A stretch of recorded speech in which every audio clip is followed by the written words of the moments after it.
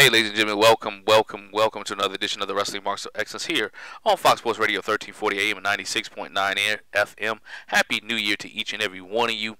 I know you hope you enjoyed your holiday season, but now let's get back to the world of professional wrestling. A lot has been going on in the world of professional wrestling. As always, with me is the Wizard himself, nephew Corey. What's going on, Wizard? Hey, what's going on? What's going on? Nothing much, man. A lot going, like I said, a lot going on in the world of professional wrestling. I know we took a couple weeks off for the holidays and come back and get into the groove of things. We have some start. Want to start off with some sad news, and that's the passing of, if you have not heard, the passing of Mean Gene Okerlund, the longtime WWE backstage announcer, also a WWE Hall of Famer. It's sad to hear that Mean Gene passed away, and some other wrestlers who've been passing away lately at the end of 2018, and we started in 2019 losing Mean Gene Okerlund, a WWE legend and a Hall of Famer. We saw him from Legends House. He was always around, and now he was one of the faces of the WWE in the early 80s. I mean, 90s, he went to WCW, became a face there as well. I remember as a young kid always watching Mean Gene Okerlund, and I always, you always put him and Hulk Hogan together. He was the backstage interviewer, always there for Hulk Hogan, and even waking up on Saturday morning watching cartoons. Mean Gene Okerlund was featured in that as well. He has done a lot for the world of professional wrestling to take it to another level. Just your thoughts on Mean Gene and the passing of Mean Gene Okerlund. What do you think? It's very, very sad news. You gotta say arguably, just because there's no real stats, but in my opinion, definitely the most recognizable, probably like interviewer in probably sports entertainment history, realistically. Yeah, I mean, as far as Gordon Soley did color commentary and things of that nature. So, but as far as just an interviewer, just a backstage personality, probably the most recognizable guy in the history of the sport. So that, and him being the pitch man for the 900 number in WCW. I mean, those are two things you definitely remember Gene Okerlund for, and it's that wit that he had behind the mic. It's a huge loss for the sport. So. Yeah, definitely a huge loss for the sport, man. And with being a huge loss for the sport, even the chairman himself, Vince McMahon, chimed in on his Twitter page. Vince said it was impossible not to crack a smile whenever Mean Gene Okerlund entered the room. He was the voice behind so many of the WWE's most iconic entertainment moments, and the WWE family will miss him immensely. And that was from Vince McMahon, the chairman Vince McMahon, that was on his Twitter page. And they will miss him. I mean, you think about Vince McMahon, you think about Mean Gene Okerlund, and you talk about the gobbledygook and all the big moments that he had backstage with Hulk Hogan, the moment he had backstage at WrestleMania with Andre the Giant and Bobby Heenan, and you talk about the interviews he did with Macho Man Randy Savage, and you go back earlier to his AWA days, and where him and Sergeant Slaughter and all those things. Mean Gene was the voice of WWE. Mean Gene has been a staple in the WWE, and like I said, the wrestling fans and those are going to miss him. That's true. This is where the network, in my opinion, is very important. Because you can go back and watch some of that old Mean Gene stuff, and you can introduce it to your kids or introduce it to people who are not familiar with wrestling, or you can go back yourself and go back and watch some of the things that were iconic about what Mean Gene did backstage. Yeah, absolutely. That's one of the things. Like I said, he will surely be missed, not only in the WWE but in the wrestling world as well. But the other big news, man, that was coming out this week, it has to do with this thing called AEW, man. It's All Elite Wrestling, which is huge, which is on everybody's mind, and everybody's been talking about it. All Elite Wrestling is the promotion that the Young Bucks, Cody Rhodes, as well as Hangman Page, are involved in. If you have not heard, they have a financial backer right now who has a little bit of paper. When I say a little bit of paper, it reports that his family's worth $6.9 billion. That's right, $6.9 billion. They didn't say million. That's billions with a B. Big man's are worth about $2 billion. So Tony Khan, as the owner of the Jacksonville Jaguars, is being rumored, or not even rumored anymore, that is the backer of All Elite Wrestling. In this promotion, that the Young Bucks, Cody Rhodes, and Hangman Page, along with his wife Brandy, they signed contracts the other day. You know, we saw it on social media, on the internet. They signed contracts the other day about All Elite Wrestling. Hey, what are your thoughts on All Elite Wrestling? I want to stay here for a minute and get your thoughts on this. Well, I mean, it's revolutionary for the sport. I mean, in recent memory, you don't have the kind of partnership with a relatively known billionaire, as you stated, and a group of talent like this, to where you often hear about talent, being behind the scenes and being instrumental in different storylines and things of that nature, but there still was the driving force of the company being the company and the talent being the talent. This is the true mix of the talent, kind of calling the shots, pretty actively, and being a pretty prominent figure in the business side of the company. So it's a big deal, and I wish these guys nothing but success. I think they will be successful, and with this kind of backer, with this is not just some company with various partners, and they're like, no, they got a legitimate, true, like Ted Turner like sorts of money behind them. So they have an opportunity to really make some noise. I think that's something that you said too, that they got money back there, like a backer like Ted Turner, and I hope they learned, and I believe they have learned from the mistakes that WCW made with somebody who has that type of money. You know what I'm saying? With somebody who had that type of money, you can't. There's rumors out there that they have given several multi-year contracts to certain people, and I'm not gonna say guaranteed money, but giving money to some people that's been out there to help them. Now, one thing that they do have a lot of is that's wrestlers. Right now, there are a lot of wrestlers out there that are on the indie scenes, that are on the in other promotions, whether it's TNA, whether it's Ring of Honor, whether even WWE. Dare not say that some people may. I don't think anybody's going to get released this year. You know how we usually get that release after WrestleMania? That they usually the company usually have a release. I think they don't release anybody this year for the fact that they don't want them to go to All Elite Wrestling. Yeah, no, you're right. I think that's one of the things that we might not get that release there that we normally have gotten. But I mean, this promotion right here is moving. You got a lot of guys who are trying to get in. There have been rumors that Bill Goldberg may sign with the company. There have been rumors that Jericho is heavily involved. There have been rumors that even JR has been involved in backing a little bit of support there for All Elite Wrestling. And we know that Jim Ross's connection with Cody Rhodes and Dusty Rhodes is a high connection. I don't know if he is or not, but we do know that he's under contract with the WWE until March. And this promotion, All Elite Wrestling, will be, I think from the All In pay-per-view, which was successful, where you had 10,000 people packed, over 10,000 people sell out the arena there for All Elite Wrestling back in September. And I think this is where it sprung from. My question to you is, could this be sustainable? I mean, the TV deal is not done yet. Yeah, they got a backer that has a little bit of money. What would they need to do to be successful? And I'm not talking about compete with WWE, because let's not put the cart before the horse. But to put on a weekly product every week, television-wise. We see Impact Wrestling try to do it. They went from Spike TV to Pop TV to I can't even know the name of the channel they on, the Paramount channel or something like that now. But what does all AEW have to do to be able to sustain themselves for the next couple of years? I think they're probably gonna have to, if this makes sense, compete but not compete. I don't think they need to act like they're out to put WWE out of business, or they're out to make sure that we're ahead of the. They need to put on their product and be confident in what they have. The success will come, I believe, but I think they have to recognize you got to give WWE that respect, that they've been in the game for like 60 plus years now. So you got to understand that they're still a big dog in town.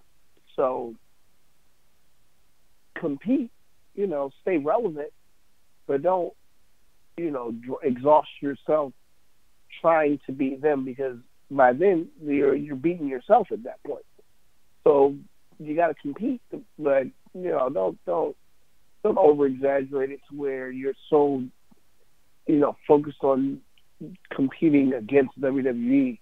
Just compete and put on your own product and be confident in that. I think that's the thing there too. They just got to be confident. But we talk about being confident competing against WWE, but you got other companies who are that's in the United States who's trying to fight with AEW and the new companies coming in. You look at those that are already in Impact Wrestling. You look at those at Ring of Honor.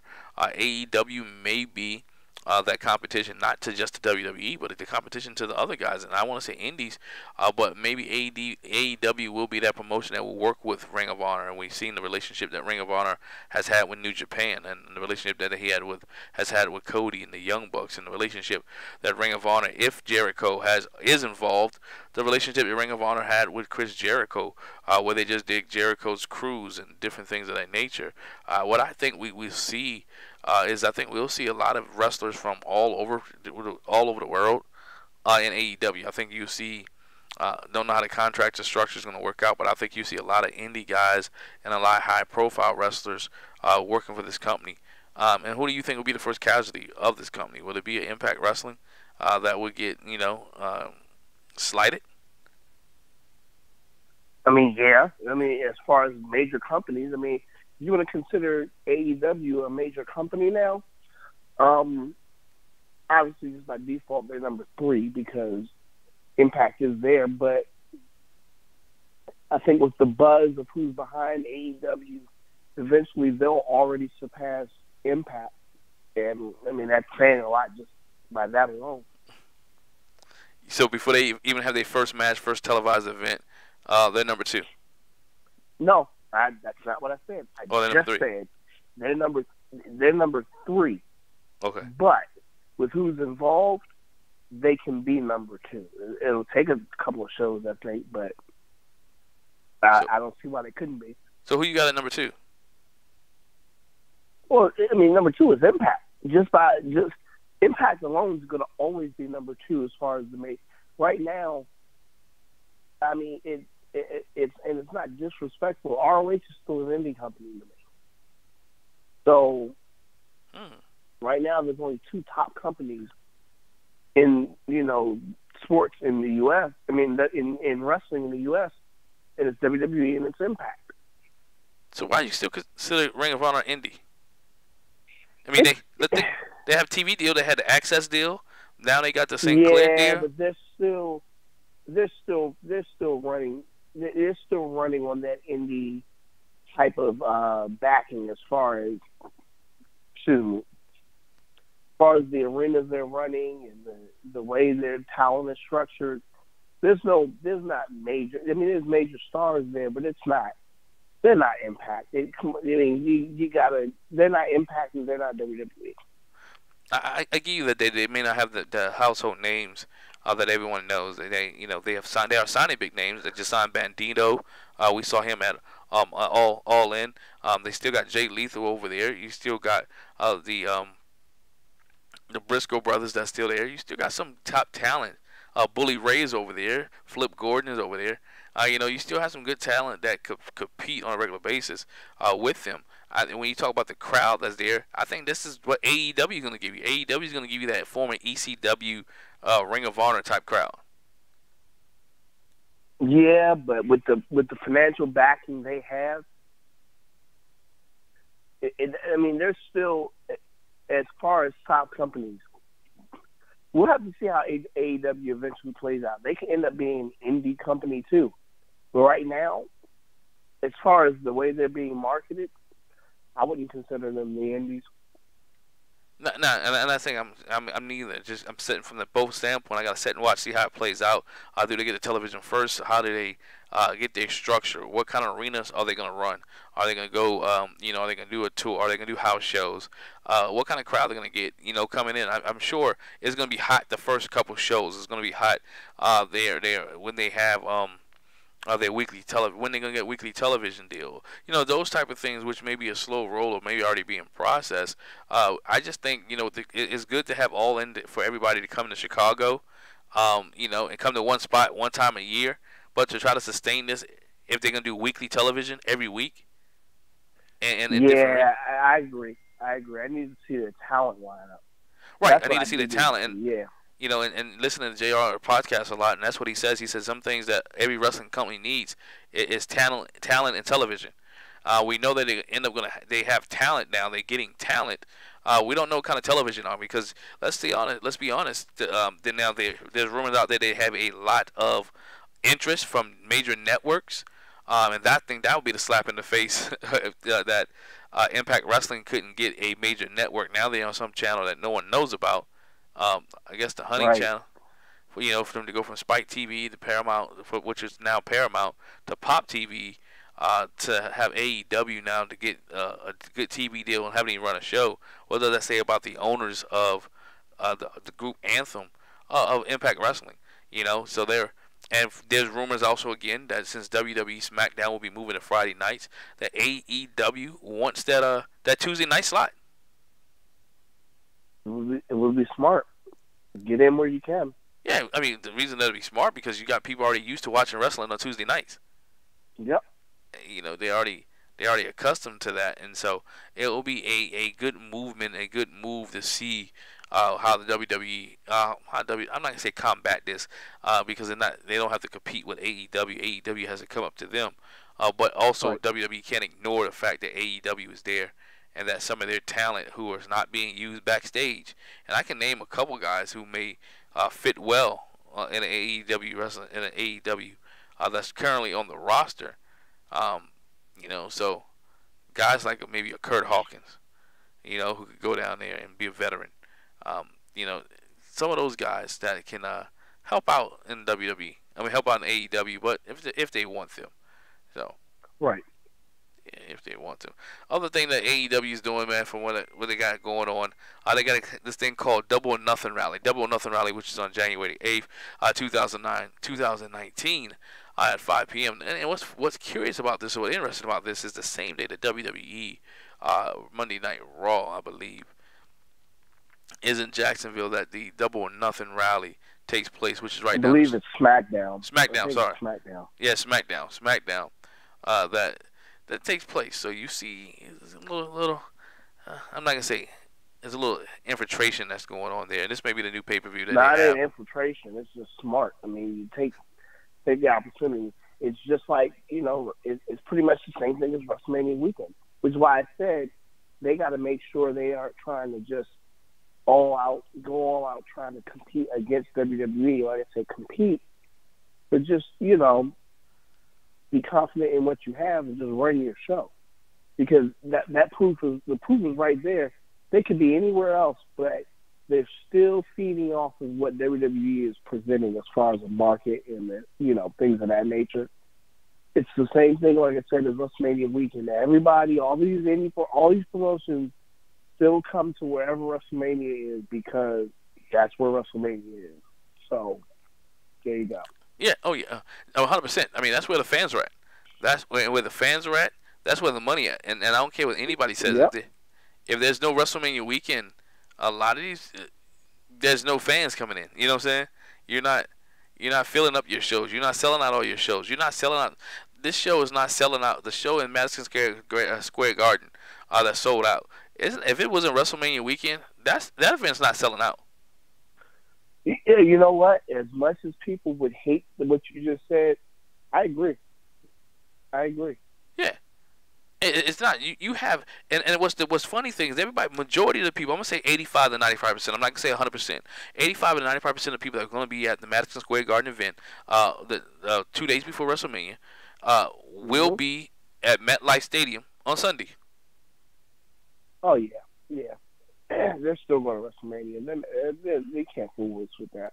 They're still on. Yeah, and that's where the benefit is not because of, and some people are buying tickets just because of nostalgia. I want to be at Madison Square Garden for this show. Now we was there last year. It was in New Orleans, and how many people were at NXT Takeover, like we were, and they was talking about, oh man, and getting text messages or thoughts from other folk about the Ring of Honor show.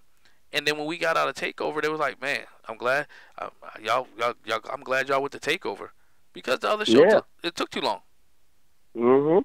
It was a lot of hype. It was built up, but it didn't. It, It it it didn't was deliver. built up to where, well, you know what it was. I think they built it up. It was smart to build it up, obviously, but they tried to jam pack so much on there that it just ran long. They tried to put so, in which these are all smaller companies. You're gonna want to try to put everybody you can on that show, and I mean they did end up doing it, but as a result, you get a 5 hour show.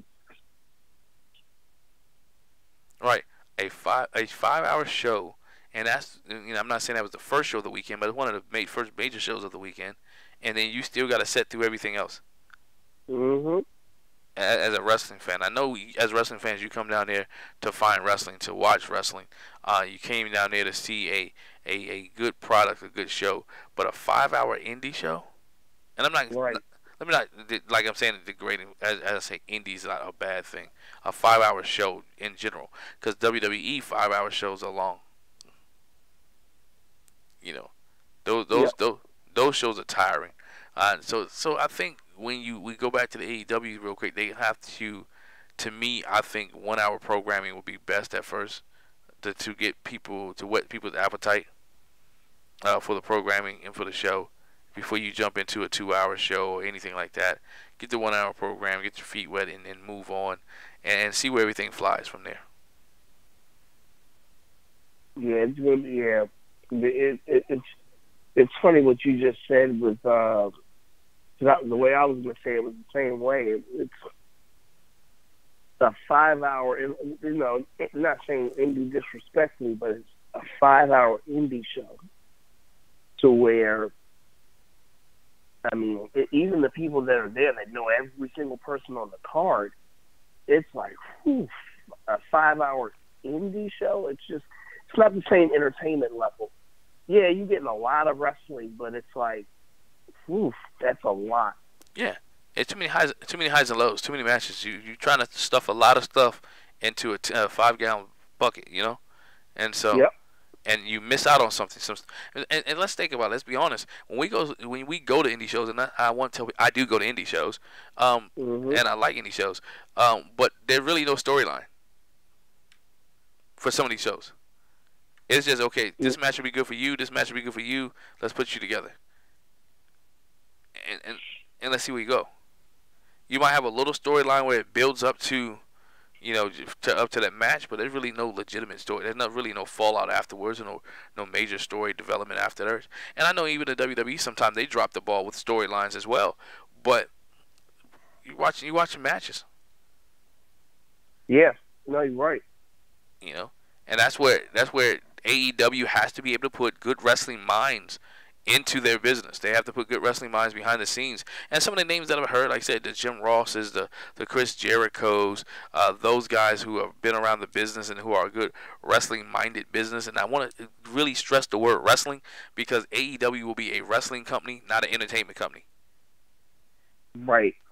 And that to me is going to be, I don't want to say the telltale sign, because we know WWE makes a lot of money off the kids.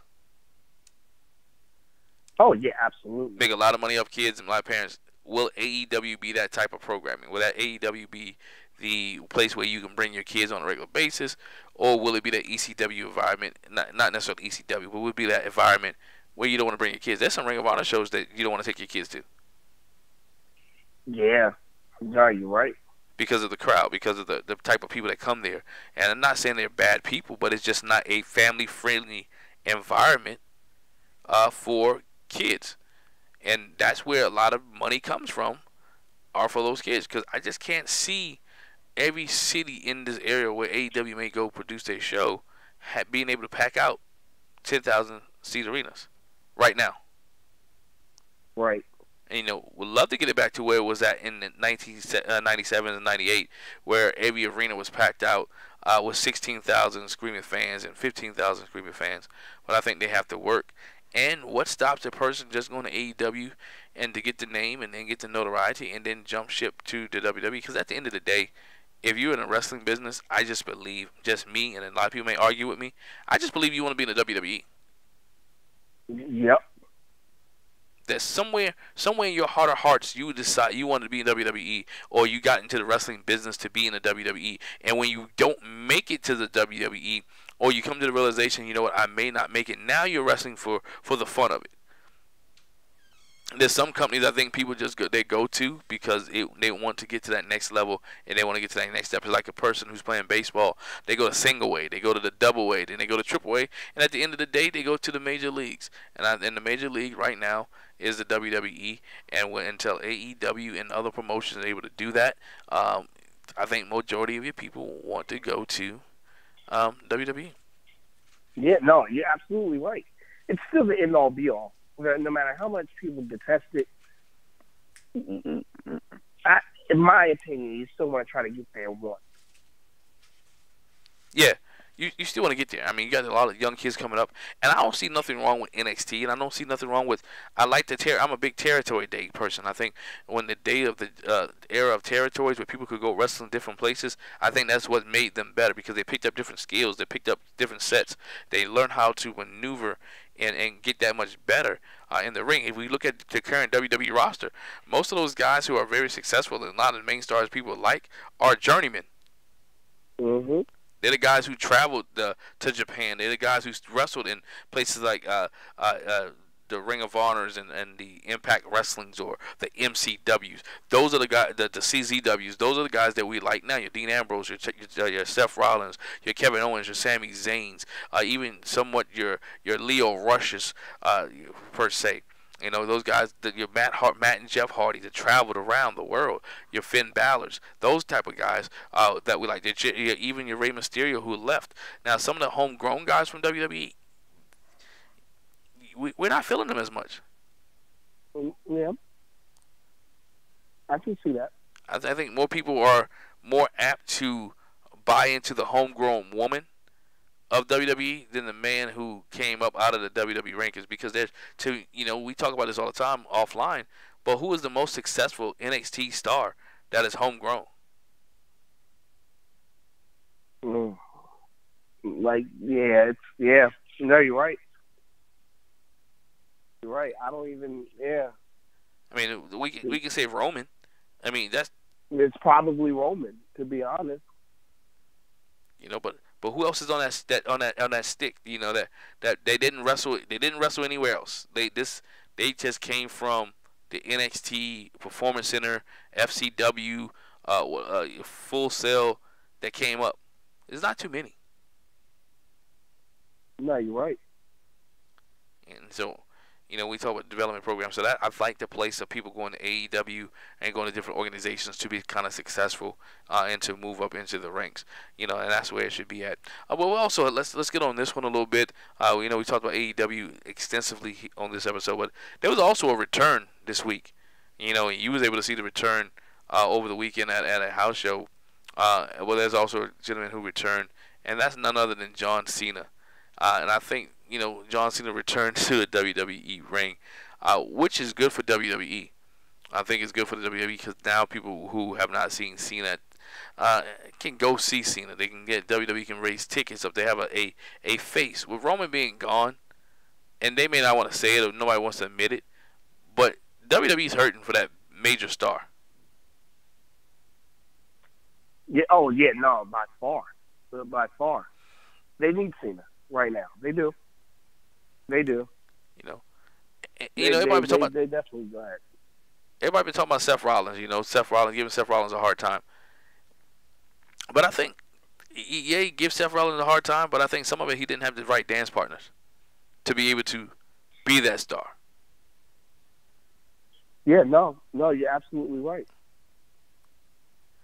I think when he was heel Seth Rollins, that was the best he did. When he came to face, some things just didn't work out, and I think he one of those guys that is a better heel than face. And I think Finn Bálor is another one that the WWE dropped the ball with. Yeah, I can see what you're saying about it. Okay. Yeah. I mean, Finn just has never recovered from the fact that when he lost the Universal title, WWE has put their money behind him. He was the first Universal Champion. He got hurt, and he's never been able to recover in that sense.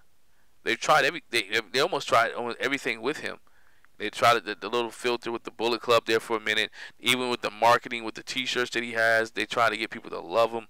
They keep throwing things at Finn Balor to try to create a star. And the WWE got hurt when Roman Reigns went out because they didn't have anybody else to take his place. That was that major star. Who else on that roster could do Good Morning America or do different things right now? No, you're absolutely correct. Past Cena, oof. Well, Seth could do it. I think Seth could do it. I think he can. I think he can do it, but is his talent and ability in the ring is there. There's no doubt. But the other stuff that comes with being a sports entertainer or working for the WWE is what they need. They make a wish to travel back and forth, doing all of the extra stuff that needs to be done when you're the guy. And some may say, well, no, ain't nobody grabs the brass ring. But is there, who on the roster could grab it? It's going to be tough. You're right.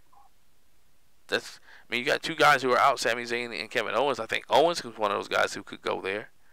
Braun Strowman would like to be the guy, but he's not the guy. You got your two main workhorses on the other roster, which is AJ Styles and Daniel Bryan. Let me digress. In the Miz. Yeah, when all else fails, you can go Miz. Yeah, all else fails. You got to go Miz. The Miz is the guy. He's Mr. Consistent right now. He knows how to work the media. He's knows how to work TV. The Miz could be a big WWE star. He got the TV show now on USA, Miz and Mrs. He could be that guy. Daniel Bryan can be that next superstar. Let me ask you this: do you think WWE should combine the rosters again, or we should still have separate brands? Oh, they're going to. They're going to. It's not even. It's not even close. They're going to combine it again. I just think there's too much. There's too much. Kind of jumbleness with the way the brand split is right now. They'll combine it again. It's the best. I think it'd be best for business for them to combine. Combine the roster, let all stars and all parties go where they need to be at. I think it'll be best. I think it'll be best for the company that they move. Yeah, absolutely. Last thing I want to hit you with before we roll out of here, we've been doing for a while, was announced a couple of weeks ago while we was off on Christmas holiday break. WWE will have women tag team division. Your thoughts on this and who you think is coming out of this division? Honestly, my gut still says Sasha and Bayley will be the first champions. I think we talked about this. I like Tamina and Nia Jax, just because of the culture and the history behind them, the Samoan heritage. I think you can do something with them with the greats of Alpha and Sika, the Samoan SWAT team. I think you can go, and plus they heels. So heel tag team champions start off and allow Sasha and Bayley to chase, and we can move from there. Yeah, no, you're right. Before we get out of here, let's do this real quick. Your closing thoughts. What are you expecting to see in the world of professional wrestling in 2019? We'll see how this AEW thing goes. That's for sure. Because if they're actually sustainable as far as competition, WWE's got some real shaping up to do. Yeah, I think AEW won't be a good thing for competition. But if it's the competition that we think they could be, I think it'll be good for the wrestling business, because when WWE had competition like about 20 years ago, 20-some years ago, the product was a little bit better. Mm-hmm. The writers stepped their game up a little bit. The ratings went up just a little bit, and I think that's where sometimes you need competition in order to make you a little bit more influential, or make you better in a situation.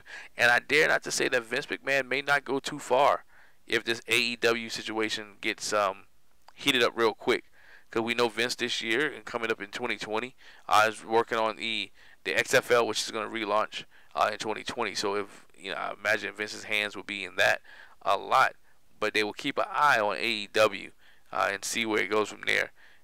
Another question real quick: if there was one defectant from the WWE roster, SmackDown or Raw, who will be the first WWE casualty or the first person to jump ship to AEW? If you had to pick one.